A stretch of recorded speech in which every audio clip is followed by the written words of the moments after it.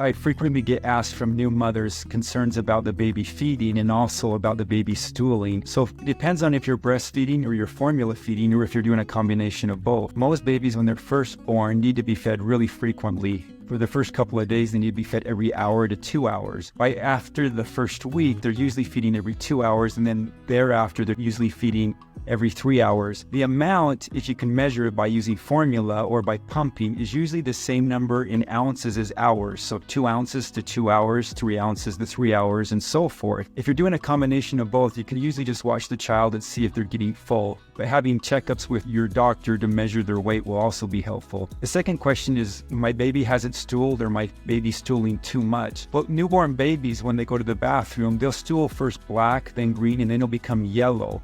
And you'll look just like mustard and be watery just like mustard. This is more true if you're breastfeeding. So moms that breastfeed will sometimes have the baby stool up to 11 times in a day. But as the days go by, the breast food is so perfect for the baby that the baby won't need to get rid of it out of the body and will utilize all of it. So sometimes babies will only stool every other or every third day. Just think back, was the last stool really soft and mushy? If it was, your baby's not constipated. Now formula-fed babies can get constipated and they'll have stool that's maybe a little more frequent, but it'll come out a little bit harder like clay. If it's like that, talk to your provider and they can give you some hints on how to loosen it back up. But breastfeeding is one remedy, or giving an ounce of prune juice.